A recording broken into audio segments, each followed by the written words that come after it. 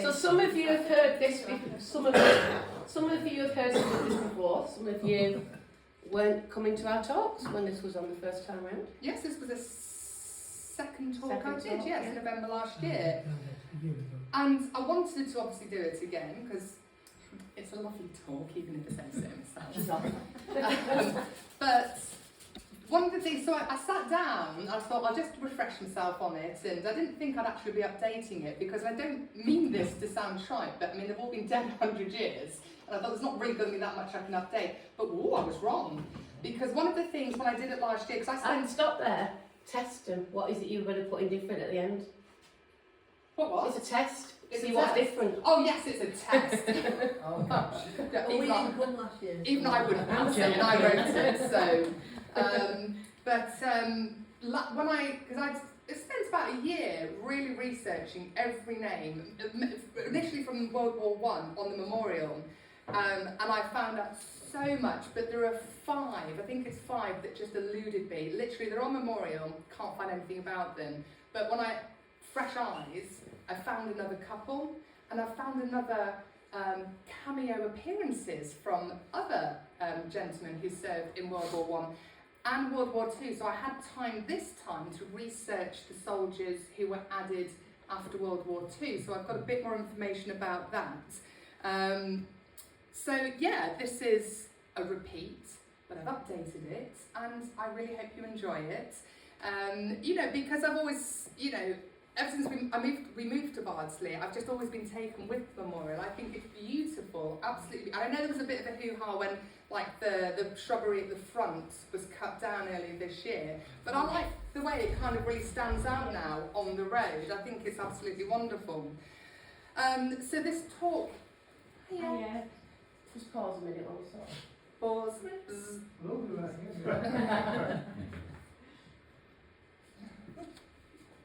Are you alright? Yeah. Can we pull out the red chairs? Oh no, this is Tuesday. I've got a comfy one if you want to sit on a comfy one. I'll sit on a normal chair. Do you want to sit on a comfy one? Are you sure? Yeah, come and sit here, honestly, yeah. So You missed the best bit. No one tell him what it was. That won't be it, you get it. Oh well, is he back? It'll hold me weight. You sure? Yeah, absolutely, yeah. Are you sure there's a cushion there? Sugar. Oh yeah, Where's he gone? Sugar. Please, one please. Can I carry on? You started? Yeah. Some of us are on time, but I say that lightly because I'm a week late. So I'm not one to talk really. I actually came a week late.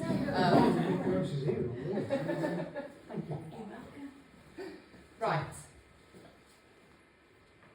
Are we good? Yeah. Once that's hot water. Yeah. Any more interruptions? No, we're all right. Fabulous. It's fine. Where was I? One important thing, although this talk relates to World War I, I'm not going to be, telling you the story of World War I. Apart from anything, that would take about 3 days, I think, to go through all that in the detail that it, really deserves. And it is a huge area of interest. World War I is written about, research, published. There are lots of talks given about World War I. But what this talk is about is the men on the memorial. Yes, there's background information where I thought it was relevant, but that is essentially what this is about. They went off to war, the First World War, the Second World War, and they didn't come back. It's as plain and simple as that. And I don't wish to suggest that they've individually been forgotten, but their stories collectively, they're not out there anymore. Like I said right at the beginning, it's well over 100 years ago for World War I. And 80 years since World War II? Yeah. Thank you. 80 years since World War II. And so, I think it's really important that their stories are shared. They all had lives, and I want those to be remembered and celebrated. So, I'll run through the agenda. We all know I like an agenda. So we've had the introduction. That was that. For this one, because I don't normally do this, obviously I just go away, I do my research, and then I come and give you the talks. But because the war is of interest to a lot of people. But I thought, you know, a lot of people, especially nowadays, it's really popular doing your ancestry and looking back at who's gone before. So I thought I'd just share a little bit about how I did the research about specific people, just in case anybody in this room wants to do that themselves.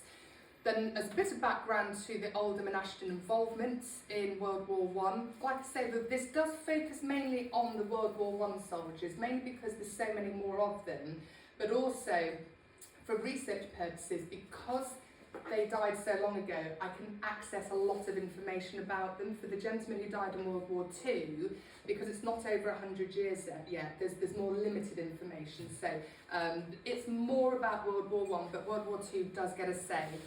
A little bit about the battalions, and then I will go through the men of World War One and World War II. And really important to stress, I can't tell everyone's stories. I've done what I can. There's a lot of like collective information, and I've pulled out as many as I can. But again, in the interest of time, I just wanted to, you know, go through what I could go through in tonight's talk. And then this is about, so we're commemorated for the majority of these soldiers fell abroad. And they're commemorated or memorialised in, you know, in Turkey, in France, in lots of, if they're in the Royal Navy at Plymouth, that's where they're memorialised.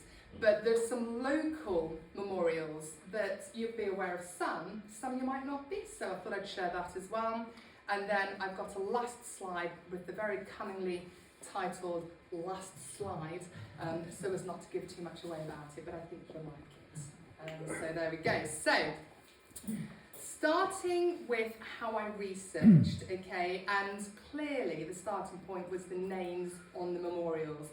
And no disrespect to whoever updated it for World War II, but just in case you ever update a memorial, first names are really helpful, okay? First names are plenty for World War One, initials for World War II. So if you ever go on and get asked to do it, it really helps people like me, okay? So I do recommend findmypast.com. It's a really good website. There's loads of different websites out there, but Find My Past I find really straightforward. The search parameters on it are really good. You know, you can go on to it with minimal information, but actually put up a lot of detail.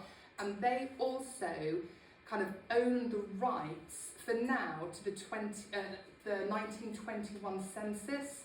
I think they've got sole use of it for another year or another couple of years, and then it will go into the public domain. But the 1921 census is really helpful, and that's where you'd find it. But has it increased in price since I was using it? Because I kind of dip in and dip out, and I was last using it a year or so ago, and it was like £12 a month. Almost had heart failure when I went back on to sign up for this. It's now £25 a month. It's really increased in price.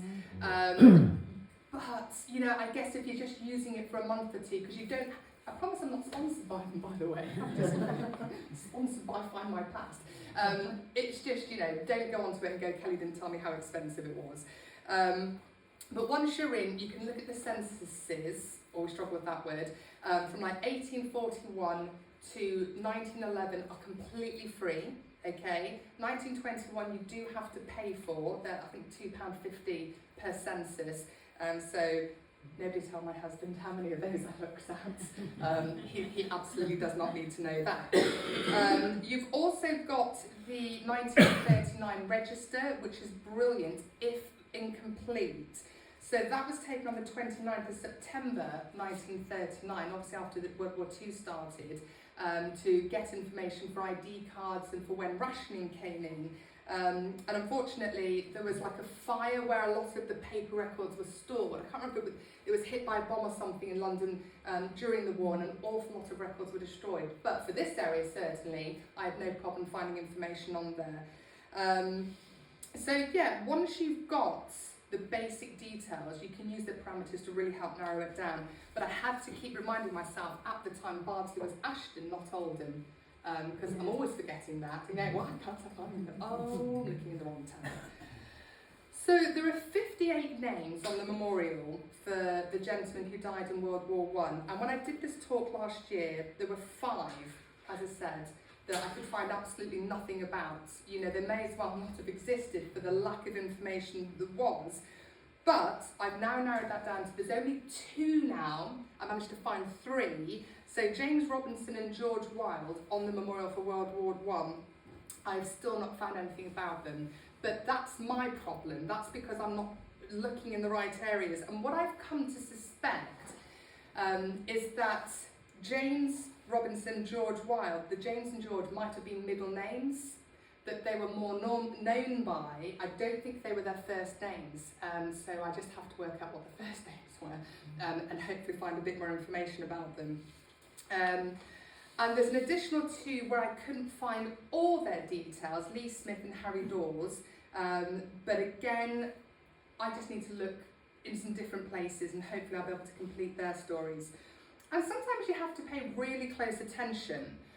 So this is the first face of the memorial for the World War I gentleman. And you can see here this name at the bottom, Joseph Maplin.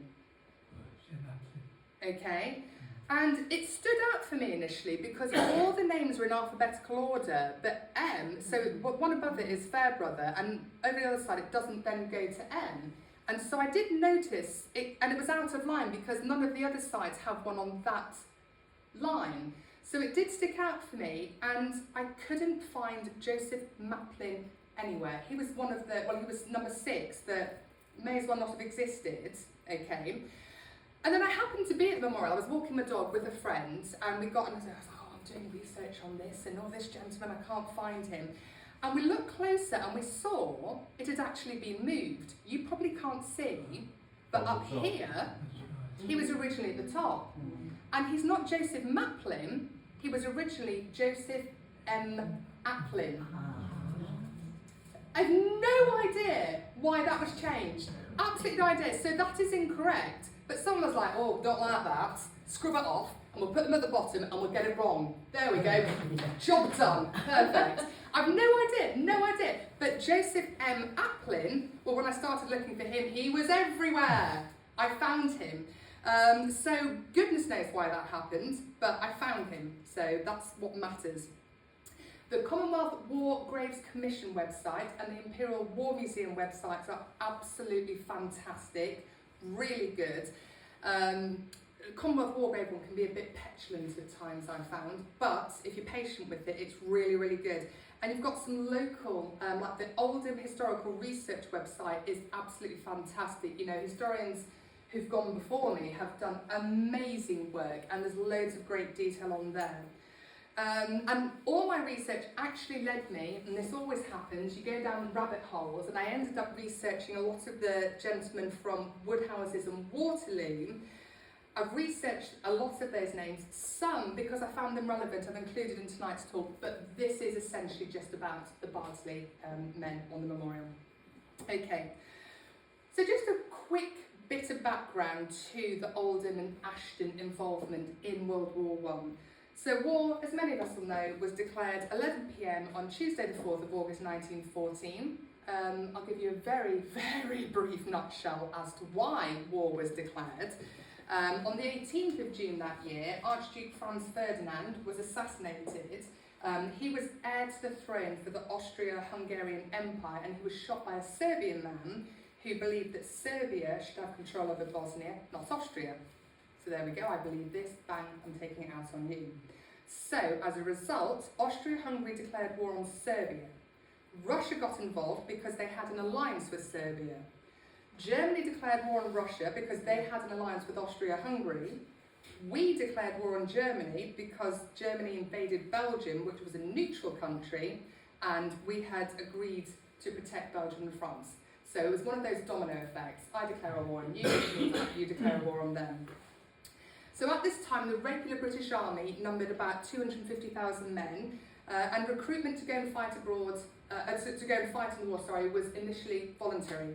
And we've all heard stories about expecting it to be over by Christmas, and there was a huge amount of enthusiasm to go off and serve the country. But very quickly realised just not enough men were volunteering, even though they were volunteering in their droves. So we then had the famous Lord Kitchener campaign, "Your country needs you," to encourage more, and by January 1915 there were 1 million volunteers, still not enough. So the government decided conscription was necessary, and the Military Service Act was passed in January 1916. Prior to this, the minimum age for serving in the armed forces was 19, but this act reduced it to 18, and it never went below 18, and that's an important point that I shall come back to. It made legal the conscription of all single men between the ages of 18 and 41. There were some who were exempt: the medically unfit, clergymen, teachers, and some industrial workers. They were exempt from conscription. And you may have heard of conscientious, thank you, objectors. So those who refused to fight in the war. So when conscription was introduced, it included a conscience clause, which allowed men to object on moral grounds. Come and sit down. Come in front of a tribunal and tell us about all these objections you've got. We will listen to them, they said. So about 20,000 men appeared before the tribunals to be heard, to be exempt from conscription. The attitudes to conscientious objectors were very harsh, and pretty much every single one was turned down because they were very unsympathetic. Very few men received exemption, and if you didn't get exemption, that's it, you're conscripted into the army. So May 1916, there's still not enough men, even with voluntary recruitment, even with conscription. So there was a second act passed, the Military Service Act, which extended conscription to married men as well. Wasn't popular, but by 1916, there were another 1.1 million men had enlisted. So conscription raised a total of 2.5 million enlistments during the whole of the war. So popular or not, it was clearly successful. And in 1918, there was a further Military Service Act which raised the age limit to 51. And conscription carried on until 1920, just to deal with some trouble spots, you know, around the Empire and parts of Europe. And so the Oldham Recruitment Office was the old Swan Inn on the High Street. This one here.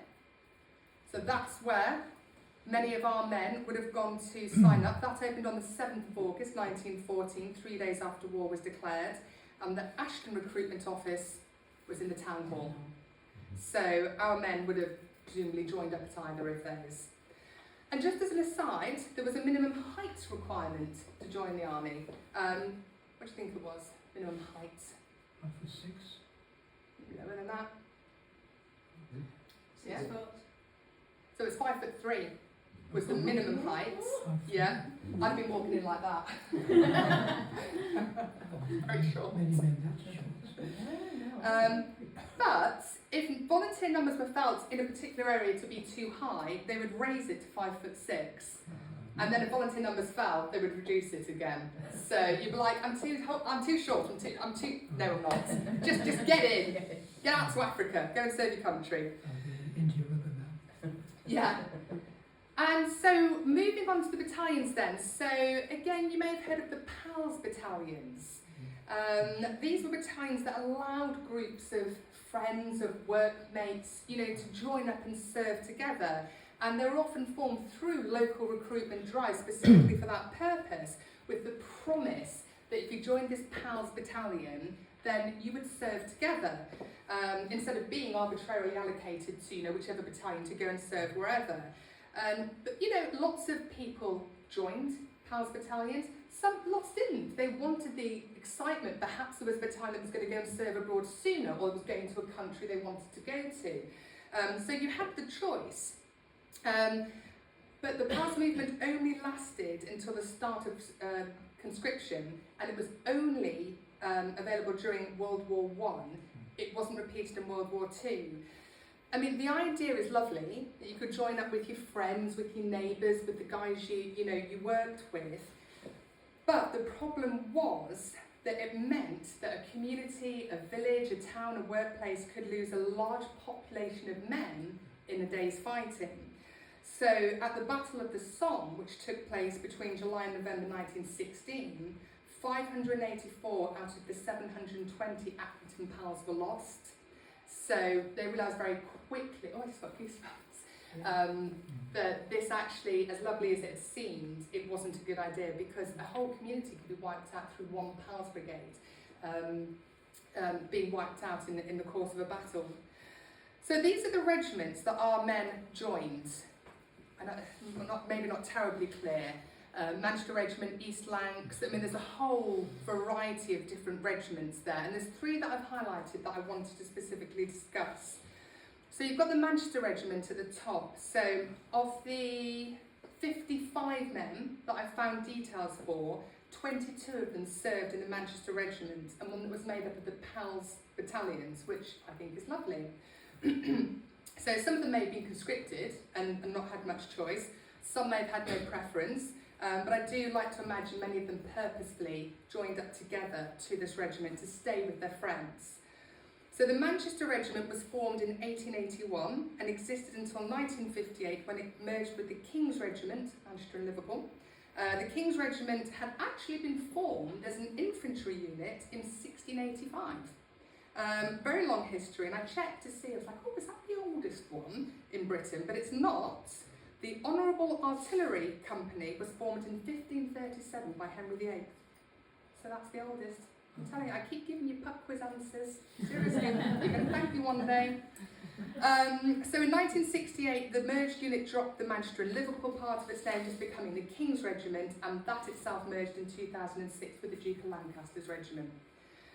The Manchester Regiment had a very solid history of serving abroad. It had served in Malta, India, Aden, Gibraltar, Ireland, Singapore, served in the Boer War in South Africa.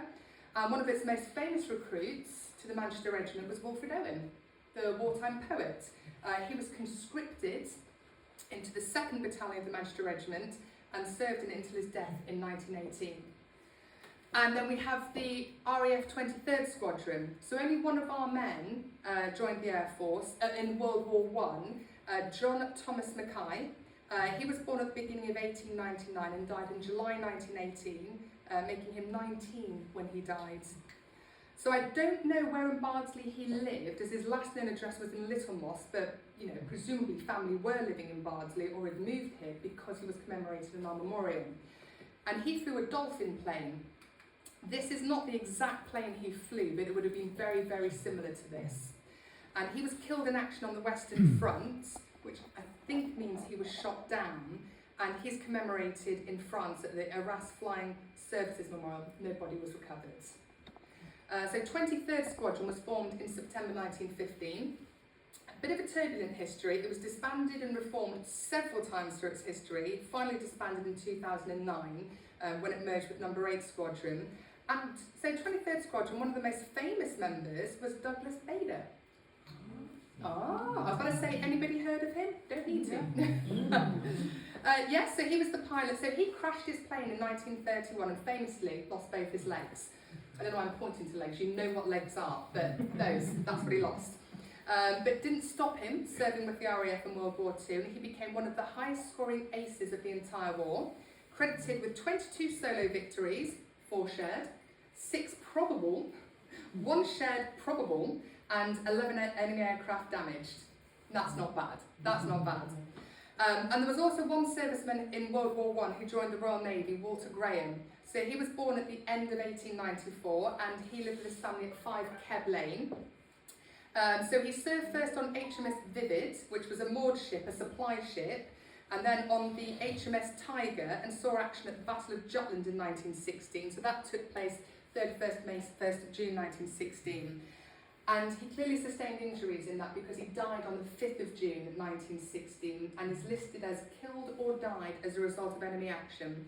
So he was 21 when he died. His body was recovered and he's buried at a cemetery in Scotland. So the majority of men who are on the memorial, were Bardsley or Ashton residents.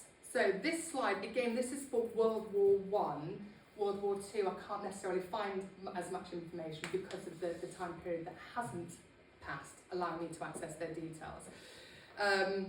So 21 of the 58 men lived on Oldham Road. Quite often neighbours, you know, literally I've got some, you know, like 732, 736, you know, they really were, you know, a community that would have known each other very well. You've got the majority of men living locally. You've got Keb Lane, Knott Lanes, Victoria Street, Clive Street, now Hillary Avenue, Lees Square. Do you know where Lees Square was? Yeah. Yeah? Yeah, where the, I thought someone was going to tell me. Yeah, we know. Where the nursery is, Daisy Chains. Yeah, Yeah, that's that right, was yeah. Lees Square.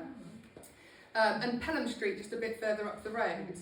So there's 8 where I've not got their last address before they went to war from the 1911 census, but prior to that, they all lived in Bardsley. There was one gentleman who lived in Chadderton, one in Little Moss, one in Harrogate. But obviously they've moved. There was clearly Bardsley connections. And there were a couple of men who'd actually moved abroad when they enlisted, so I'd like to tell you about them. So you've got Hugh Brooke. He enlisted in Enagera, Queensland, Australia. Go big or go home. And he served in the Australian Army in the Australian Imperial Force. He served as a gunner in the Australian Trench Battery. So the AIF was formed following Britain declaring war on Germany, and his family had originally been from Liverpool, but at the time of the war they were living in Bardsley. He was one of 7 children, and it looks as though he'd moved to Australia before 1911. So he was born in 1887 or 1888, and he died in August 1917, aged either 29 or 30. There was John Albert Davis. His family lived on Alden Road. His younger brother Joseph, who also is on the memorial, lived there. So John was born 1885 or 1886, and then prior to 1911 he'd moved to Ontario, Canada, and he married a lady called Janet, and they lived at 54 St Matthews Avenue in Hamilton, Ontario. So John, and presumably Janet, had returned to England at some point because he actually served in the 12th Prince of Wales Royal Lancers, which was a cavalry regiment of the British Army. He died in France in April 1917, so he was either 31 or 32, and Joseph served in the Manchester Regiment, died in France in July 1916, and he was 26 when he died. There were 6 sets of brothers who died in the First World War from Bardsley. I mean, all the deaths are terribly sad, but there's something poignant about brothers going off to war together. So I've just mentioned John and Joseph Davis, so I'd like to give the stories of the other brothers as much as I've been able to find out. So you've got the Dawes brothers, Alan and Harry. So they lived at 768 Alden Road with their family. There were 3 boys, Alan, Harry and Stanley. Stanley was the eldest brother. Alan served in the Manchester Regiment and died in 1917, aged 26. I've not yet found out where Harry served or when he died, but he was 1 or 2 years older than Alan, so mid-20s when he died as well. And we've got these always get to me. Okay, so I always get really emotional about Fred. So you've got the Finucane brothers. Okay, so Fred was born on October 22nd, 1899. He died on the 27th of November 1914 when he was 15 years and 1 month old. And look at the date he died, 27th of November. His brother died to the day exactly 1 year after him. And they were the only children of their parents. They both joined a PALS battalion, signed up together. They served with the Manchester Regiment. So you remember that minimum age, 18. Fred was 14 when he joined, and his brother would have been under 18 as well. So, but Fred wasn't the youngest. There was a gentleman, Fred was the youngest in the Manchester Regiment. Only just, there was a lad called Alfred Bucock, who was born on the 14th of October 1899, making him just a week older than Fred. Now, when I put this talk together and gave it last year, I assumed Fred had lied about his age to sign up. But no, when I was able to do a bit more research this time, I discovered new information. He didn't lie about his age. His father gave written permission for him to sign up, okay? So it appears the Finucanes were a family with a very strong military background, and as a continuation of this, their father, Theodore, was happy for Fred and John, both underage, Fred 14. He was happy for them to enlist and he gave written permission for them to do so. But I want to be completely fair to Theodore, okay? So this wasn't uncommon. Many underage lads did sign up and they were allowed to. But the standard at the time was if they were underage, they were not allowed to serve in combat. They could join the regiments, they could go abroad, but they had to work in support roles, okay? They were not to go to engage in any fighting. So in theory, they should never have been in any danger of death. They were kept away from any danger areas. But many underage boys died. And so new rules came into place in 1916, basically ordering anyone under the age of 17 to go home. Too late for both John and Fred. They were both dead by this point, and John was 19 when he died, so he'd obviously been able to actually then go and actually serve in combat. But Fred didn't die in action. He died so soon after the war started, he died of dysentery. He was sent out to Egypt, and he died on the 27th of November 1914, and he's buried in Cairo Cemetery. So I don't know where John died, but like I said, it was exactly a year after his brother. His body was returned home and he's buried in Gorton Cemetery. And as I said, Emily and Theodore, their parents, lived on Alden Road and they were their only children. It's just such a sad tale, it really is. You've got Harry and Herbert Gibson, another set of brothers. They were 25 and 35 respectively when they died, and they lived on Argyle Street with their family, with their 5 siblings. And they again both served in the Manchester Regiment. Harry died in June 1915, Herbert in July 1917. So they're not buried in Holy Trinity, but their names were added. So there's a family grave here, and they were memorialised on the family grave. It's a shame, but I mean, it's very odd. Herbert and Harry Gibson killed 1914-18 war. And then you had Frederick and Sidney Orme. So they were 2 of the 8 children of William and Hannah Orme of 836 Oldham Road. Fred served in the East Lancashire Regiment and died in March 1918. He was either 33 or 34 when he died. And Sidney served in the Manchester Regiment and died in December 1917. He was 33 or 34. And very poignantly, Sidney had married Mary Jones in Oldham on the 30th of October 1917, just 2 months before he died. He went off and never came home. And then we have the side bottoms, Harry and James. So they're the last pair of brothers from Bardsley who died in the war.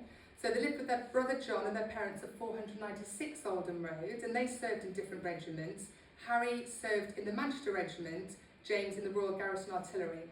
So Harry died in June 1915 in Turkey, aged 20, and James died in July 1918 in Belgium at the age of 29. So in addition to the brothers who fell, Enoch Wildblood, who died in 1916, aged 27, and George Roper, he died in 1917, aged 29. They were brothers-in-law, George having married Enoch's sister Elizabeth. And on the war memorial in Woodhouses, there are 3 brothers listed as having died. Albert, James and Tom Harling.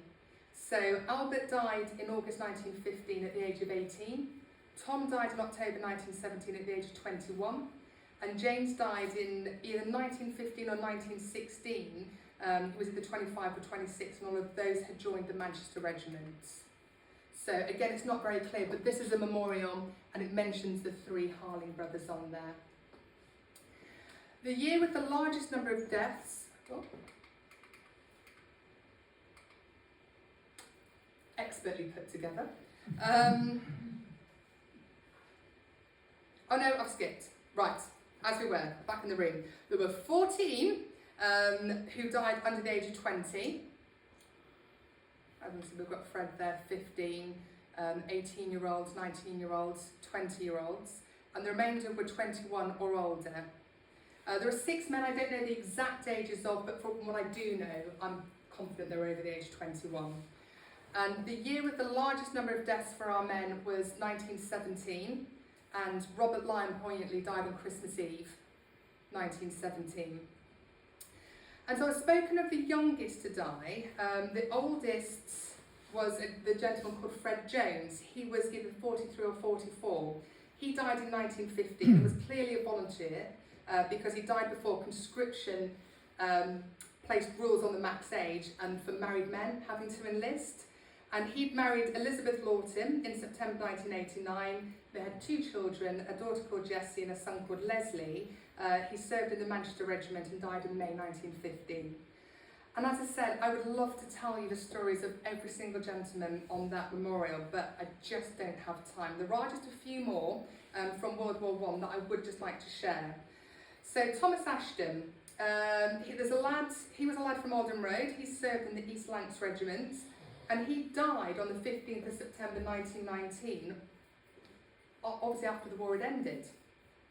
So I found a record detailing his claim for a First World War pension, so that indicates he was injured in the war, but he didn't live very long to enjoy the benefits of his pension because he died only a few months after putting in his claim for it. So the memorial actually gives the dates 1914 to 1919. Most memorials do say 1918, but strictly speaking, even though the war ended in 1918, the declaration, the treaty, the settlement wasn't until the following year, June 1919.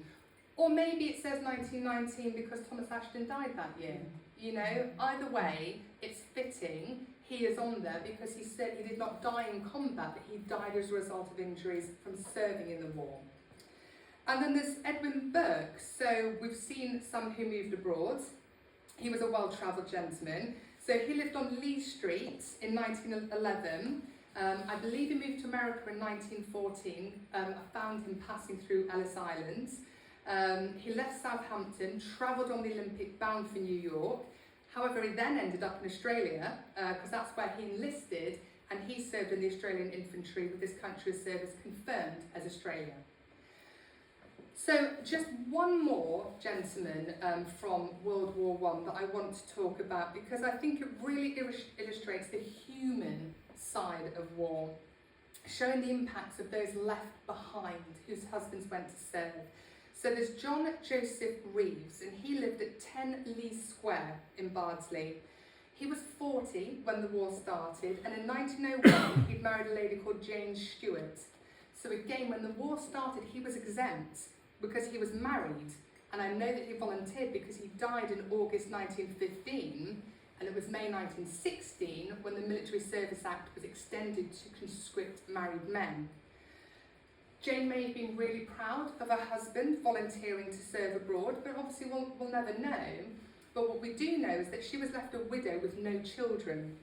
Now, war widows were granted a pension, not a huge amount, and it varied from sort of place to place. It was quite low though, and most war widows did still have to work to support themselves. And she had no children to help her with that, and she seems to have lived a life of poverty. I found her living and working in the Westwood Institution in Oldham in 1913 on the 1939 register. Do you know what the Westwood Institute was? Workhouse. Yeah, it was Oldham Poorhouse. So it was originally Oldham Poorhouse. From 1915 it was renamed the Westwood Park Poor Law Institution on Rochdale Road. So I don't know when she died, I've not found a death record, but it appears it wasn't an easy life. And, you know, if John hadn't volunteered, maybe he would have sat the war out. He was 42 when married men were involved in conscription, and the maximum age at the time was 41. Now, 1918, they did raise it to 51, and, you know, he did what he felt was right, and for all we know, Jane was inordinately proud of him. But it just shows, you know, the impact on, you know, the lives of the women back home whose men didn't get to come home. I think it's awfully sad. So, I'm going to move on to the gentleman from World War II. And again, there were several background reasons that led to the start of World War II, but ultimately, Nazi Germany's invasion of Poland on the 1st of September 1939 prompted Great Britain and France to declare war on Germany on the 3rd of September, and that war would not end until the 2nd of September 1945. So there were an additional 10 men for World War II, and like I said, first names, people. First names are very helpful. So it did make it slightly harder to track them down. A first name really is the basic minimum that you hope for. But of the 10, I found 8. Okay, I've definitely found 8, and I'm this close with the other 2. This close. So I'll start at the top. We have John Stanley Beswick. He died at the age of 22 on the 12th of May 1945. He was a member of the Royal Artillery 186 Field Regiment, which took part in fighting in Germany, and that's where John died. And then there's William Dearden. He was 20 when he died on the 6th of April 1941. So he was a member of the Royal Navy Patrol Service and served on HMS Torrent. So he is the only one of all the men on the memorial to be buried in Bardsley. Yeah. And it's a Commonwealth War Games Commission. Yes, yeah. I honestly didn't know that before I came today. I promise I knew that. Did you know his dad buried him? Did I know? His dad buried him. Oh, was his father? Yeah, he was the funeral director, his father. Oh, really? Yeah. Well, there we go. I mean, I suppose if anyone's going to do it, you'd want it to be you, I guess. I don't know if it would make it harder or easier, but yeah, but he's there. He's actually there. What happened was HMS was on minesweeping duties near Falmouth when a mine detonated, and most of those on board were sadly killed, including William. There's H. Flint. So this is one of the 2 that is eluding me for now. So I've narrowed it down to 3 potential Harry or Harold Flints. I will find him, hopefully by the time I do this talk, for the next time. Okay, then we have Thomas Lawton. He served in the Royal Navy on HMS Juno. So HMS Juno was attacked by 5 Italian aircraft 30 nautical miles southeast of Crete on the 21st of May 1941. 116 of the 218 crew died in the explosions, which caused the ship to sink in 97 seconds. But that's not when Thomas died. 3 weeks earlier, on 1st of May 1941, HMS Juno had attacked an Italian submarine, and during the attack, a depth charge was accidentally detonated on deck, and 5 crew members died, including Thomas. So he died a few weeks earlier, and he was 24 when he died. So Derek Olive, not got huge amounts, and he's the son of Squire Olive and his wife Doris of Hurst. I'm assuming Squire is a title. I don't think that's the first name. But I was like, tried digging, couldn't really find very much. But he served in the Argyll and Sutherland Highlanders 8th Battalion, and he died in Italy on the 8th of April 1945 at the age of 21. And Ben Rogers, another member of the Royal Navy. So he, again, was on patrol service, serving on HMS Vervain. 20th of February 1945 was part of a convoy of ships heading home to Great Britain when it was attacked by torpedoes from a U-boat. They were 20 miles south of Waterford in Ireland, and this boat sank, and sadly 60 of the 93 crew were lost, including Ben. He was 27. Now there's never a happy ending to these stories, but the U-boat that attacked and sunk his ship was attacked by another ship in the convoy, HMS Amethyst, and killed all 49 of the German crew members on the U-boat. So, you know. Harry Tetlow, he died on the 2nd of April 1944. He was 28, and he'd served in the Lancashire Fusiliers, and he died while serving in Italy. Joseph Wilde, so he was a member of the Royal Advanced Ordnance Corps, serving in the Advanced Fighting Vehicles Depot. So the RAOC, basically, they were responsible for anything that the army needed. Doesn't matter, bar of soap, we're responsible for it. You want panzer paper, or you want missiles, it doesn't matter, we're going to provide you with it. That's what they did. So I don't know where he died, but I know he died on the 12th of May 1945, and he's buried in Lees Cemetery. Now, Joseph, his father was called John, and Sam Wilde, one of the soldiers from World War One, had a brother called John. So I don't know, but there was presumably a family connection. He could have been the nephew of the soldier who died in World War One. You know, so there could be a family connection there. And then Benjamin Wilson, so he's the last of these World War II soldiers I have details for. So he served in a Canadian unit, the Regina Rifle Regiment. It was a regiment in the Canadian Army formed in 1905, still exists, today known as the Royal Regina Rifles. So obviously he'd moved to Canada at some point and made a life out of over there. And he died in France in August 1944 at the age of 38. So the regiment was involved in the D-Day landings, June to August 1944, and it appears Benjamin was one of the 4,500 Allied soldiers who died during that time. And then F. Wright, so he's the second World War II soldier I can't firm up details for, but I've narrowed it down to 3 Frederick Wrights and 1 Frank Knight. And so I just need to explore those 4 gentlemen to find out which one is our F. Wright, and I will find him. So there's a chap that I found in Holy Trinity's graveyard who's not on the memorial, but I wanted to include his story as well. Here, CPO George A. Sutton, RM, Royal Navy. So CPO, he was Chief Petty Officer, and he died on active service in Norway in April 1940. He was 40 when he died. Served on the HMS Hunter that was sunk by German destroyers during the First Battle of Narvik in April 1940. And 112 men died when it was sunk, or shortly after, due to injuries. Now he's listed on the Commonwealth War Graves Commission as dying on the 10th of April, so it appears he went down with the ship. But we've got the Bardsley connection, so he is memorialised in Holy Trinity. He lived at 6 Hornby Street in Oldham.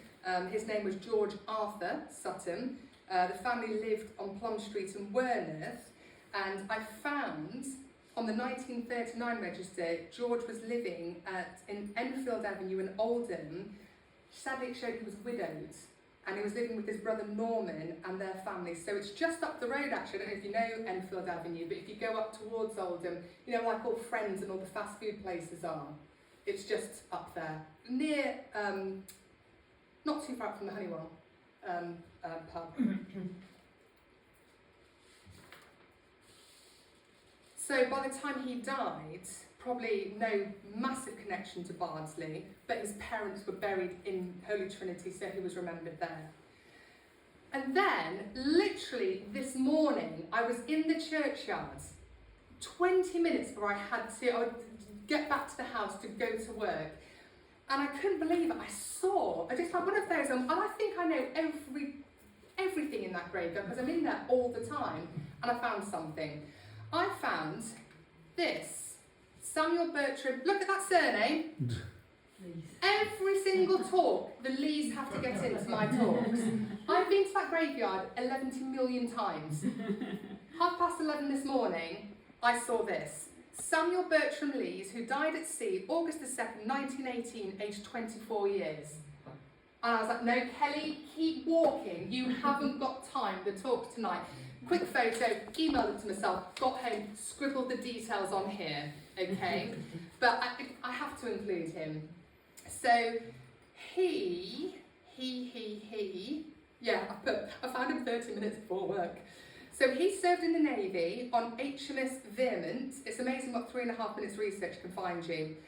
So part of a mine laying operation in the North Sea, and sadly, in August 1918, HMS Veermont struck a mine and 48 of the men on board were killed. So he's commemorated at Plymouth Naval Memorial. So he was the son of James and Harriet Lees of Rochdale, but clearly a Bardsley link. I mean, the lad, born and bred, I don't care where his parents have moved to, he's a Bardsley lad. And I didn't even have time to go round the memorial to see who else was on that, to see who else was buried there. But Samuel Lees, I mean, you've got to say, it's probably Samuel Lees the 17th of Park Ridge or something. But now I've found him, I will go back probably tomorrow and make sure I find out what the connection is. But again, he's not on the memorial, but he was definitely a local lad who died in World War I and deserved to be remembered. Yeah. So, those Lees, honestly. Okay, so last couple of pieces then. So the war memorial itself was unveiled on the 29th of July 1921, was attended by Lieutenant Colonel Dr. Herbert Wade, grand old title.